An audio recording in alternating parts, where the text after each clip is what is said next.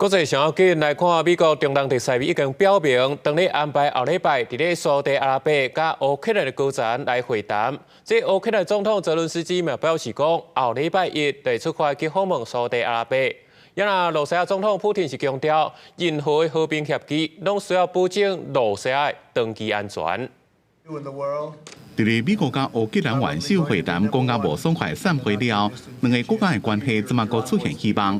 美国总统川普的中东特使魏科夫虽然讲，美国甲乌克兰的官员后礼拜可能伫咧沙特阿拉伯会谈，目标是建立和平协议的架构，并且达成初步的停火。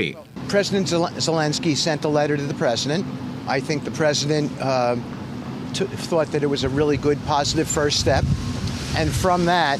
We're now in discussions to coordinate a meeting with the Ukrainians in Riyadh or even potentially Jeddah. So the city's moving around a little bit, but it will be Saudi Arabia. 魏科夫也讲，川普对乌克兰总统泽伦斯基最近写来批表示真满意。泽伦斯基也证实，后礼拜一伊将会去沙国访问。泽伦斯基目前即马人正伫咧比利时布鲁塞尔，甲参加欧洲紧急峰会各国领袖见面。欧盟已经批准8000亿欧元，加强欧洲的防护，并且发表支持乌克兰的声明，但是匈牙利并无支持。北约秘书长吕特对美欧会谈的期待成果谨慎乐观。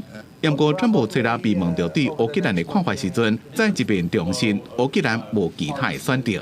I think what's going to happen is Ukraine wants to make a deal because I don't think they have a choice. I also think that Russia wants to make a deal because in a different way that only I know. Only I know they have no choice either. 另外，针对法国总统马克龙提出将核保护线延伸到法国。 对此，俄罗斯总统普京吹到伫咧一场活动讲，提出任何和平协议拢爱确保俄国的安全，并且提1812年拿破仑入侵俄罗斯的惨败来敲碎法国核武威胁的言论。Еще со времен Наполеона, нашествия Наполеона, до сих пор кому-то не имется все. Есть еще люди, которые хотят вернуться к временам Наполеона, забывают, чем это закончилось. 另外，川普也讲，伊会正紧就决定是毋是要取消差不多24万位因为俄冲突逃离家园的乌克兰人临时合法的身份，只有可能让因快速被驱逐出境。公司新闻张伟林编写。